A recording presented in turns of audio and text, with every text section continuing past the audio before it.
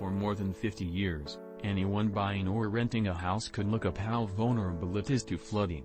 But for wildfire risk, homeowners were mostly in the dark.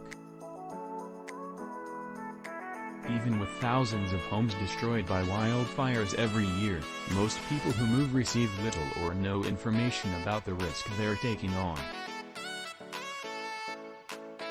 Now, a non-profit research group is releasing a first-of-its-kind tool for homeowners.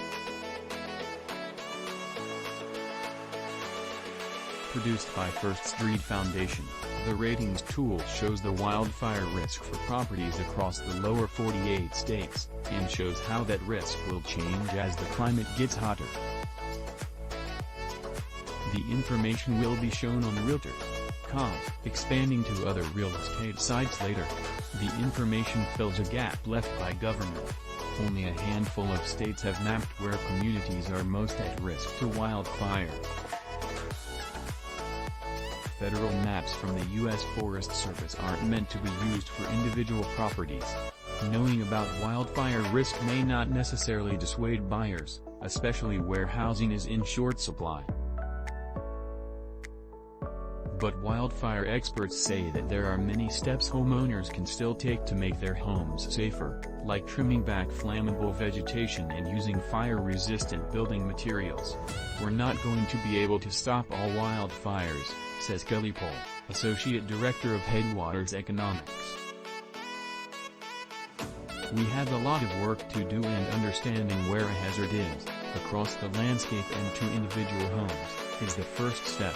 In 1991, Grossman, we got a tough assignment. The Oakland Hills firestorm hit the Bay Area, destroying more than 300 homes. Grossman's search and rescue team was called in to systematically comb through the area, looking for human remains.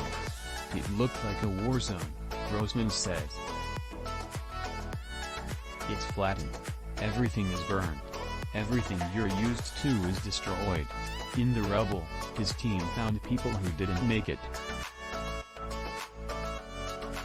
25 people died in the fire, many as they were trying to escape down narrow, winding roads. More than 2 decades later, Grossman was on the hunt for a new home in the Oakland Hills, navigating the Bay Area's hyper-competitive housing market.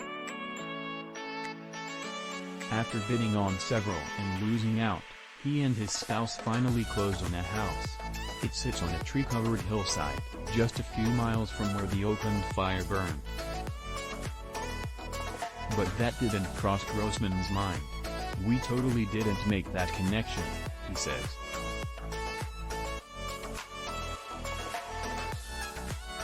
We were just going, another freaking bidding war. Like many other homeowners and renters around the country, Grossman received little information about the dangers of wildfires in the process of deciding where to move.